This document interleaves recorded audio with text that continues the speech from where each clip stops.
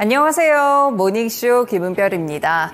네, 뉴욕 증시 계속해서 사상 최고치를 경신하다가 간밤에는 살짝 쉬어가는 흐름을 보였는데요. 큰 폭의 하락은 아니었지만 파월 의장의 의회 증언 그리고 고용 지표들의 발표를 앞두고 일단은 숨고르기에 들어가는 모습이었습니다.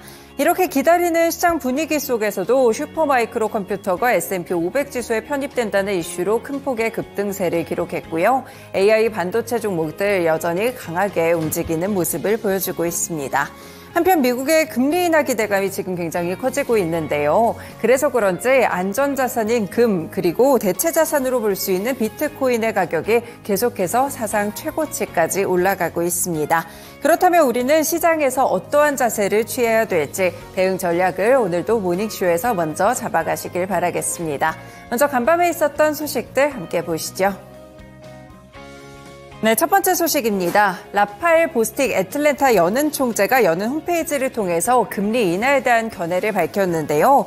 일단 이 보스틱 총재는 그들이 연속적으로 인하할 것으로 예상하지 않는다면서 불확실성을 감안했을 때 일단 행동에 나선 후 기업과 가계 등 시장 참가자들의 반응을 살펴보는 편이 낫다라고 이야기를 했습니다.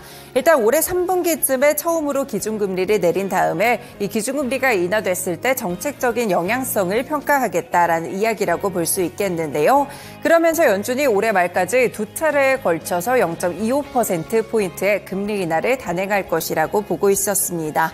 보스틱 총재는 현재 기업들이 지출과 투자를 늘리는 등 과열 상태라고 진단했는데요. 이러한 상황 속에서 연준이 금리를 내리면 새로운 수요가 급증하고 결국에는 물가 상승 압력으로 이어질 수 있다는 멘트까지 함께 더해졌습니다. 최근 몇 주 동안 기업의 의사결정권들과 대화하면서 그들이 기대하는 낙관론에 대해 들었다고 이야기를 했는데요. 이러한 위협들은 향후 몇 달 내에 철저히 조사해야 될 새로운 상승 위험이라고 봤습니다. 결국 역시나 인플레이션에 대한 우려감들 여전히 연준 인사 쪽에서는 표시하고 있는 흐름들이 나왔는데요. 연준 당국자들의 기존 입장들도 계속해서 재확인됐습니다. 인플레이션이 평균 2%의 확실한 경로에 있다고 완전히 확신할 수 있다는 이 더 많은 진전이 필요하다면서 이 같은 자신감을 얻어야 연방기금금리 인하를 시작할 적절한 시기라고 느낄 것이라고 봤습니다. 결국에는 금리 인하가 되기 위해서는 인플레이션이 충분하게 2%까지 둔화됐다는 점을 확인해야 된다라는 멘트라고 볼 수 있겠습니다. 양적 긴축을 의미하는 대차대조표 축소와 관련해서도 현재의 속도를 유지하는 것이 바람직하다라는 견해를 밝혔다는 점 체크해 볼 수 있겠는데요. 일단 이렇게 라파엘 보스틱 총재의 발언은 오는 6일부터 7일 제롬 파월 의장의 발언을 앞두고 나왔습니다. 여는 총재들의 온도들을 체크를 해볼 수가 있을 것 같은데요. 일단은 거의 기존 입장들을 좀 재확인했고 여기에 조금 더 한 발 더 나아가서 0.25%씩 금리 인하를 한 번 정도 해본 다음에 그 뒤에 반응을 좀 살펴볼 것이다라는 이야기가 있었다는 점 함께 체크해 보실 수 있겠습니다. 네, 두 번째 소식 살펴보겠습니다. 지금 미국은 내일이 또 하나의 관점입니다. 바로 슈퍼 화요일인데요. 공화당 경선이 펼쳐지는 날이기도 하고요.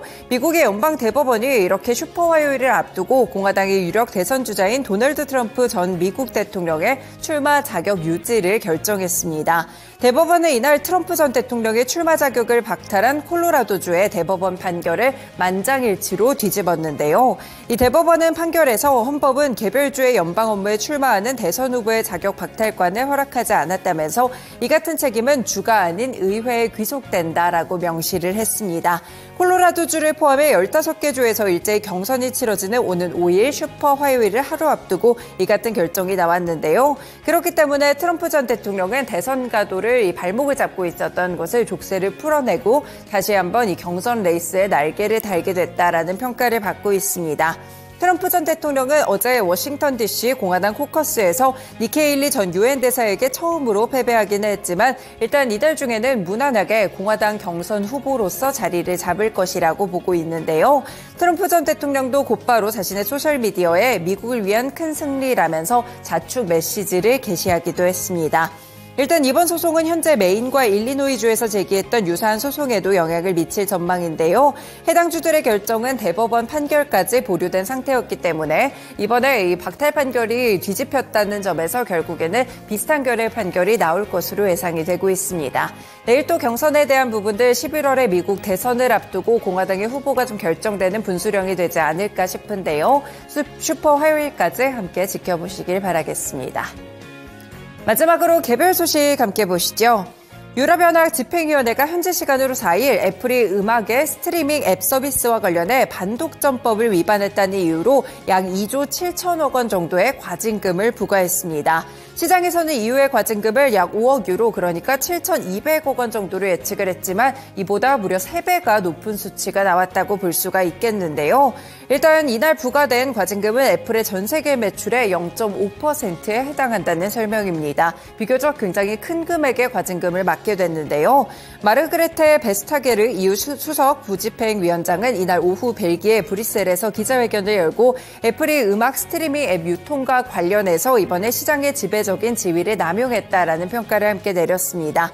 이날 결정은 음악 스트리밍의 스포티파이가 2019년 애플의 자사 서비스인 애플뮤직과 공정하게 경쟁하지 못하도록 한다는 이유로 문제를 제기한 데 따른 후속 조처라고 볼 수가 있겠는데요. 집행위 측에서는 조사 결과 애플이 외부의 음악 스트리밍 앱 개발자가 아이폰이나 이 iOS 이용자에게 앱스토어를 이용하지 않고 더 저렴한 구독 서비스를 이용할 수 있다는 사실을 알리지 못하도록 제한하는 등 불공정적인 관행을 일삼았다라고 지적을 했습니다. 그러면서 EU 반독점 규정에 따라 불법이다라고 판단을 내렸는데요. 일단 애플은 EU 집행위의 결정이 이의를 제기하겠다고 밝히기는 했습니다. 반독점법으로 과징금을 받게 된 것은 이번이 처음이라고 볼 수가 있겠는데요. 생각보다 큰 과징금이 나오게 되면서 애플의 주가에도 영향을 미쳤습니다. 어제 간밤에 2.5% 하락세로 175달러 선에서 거래를 마쳤다는 점 체크해 보실 수 있겠습니다. 네, 이렇게 간밤에 있었던 소식들 3가지 함께 전해드렸는데요. 다음으로는 마감 상황 들어보도록 하겠습니다.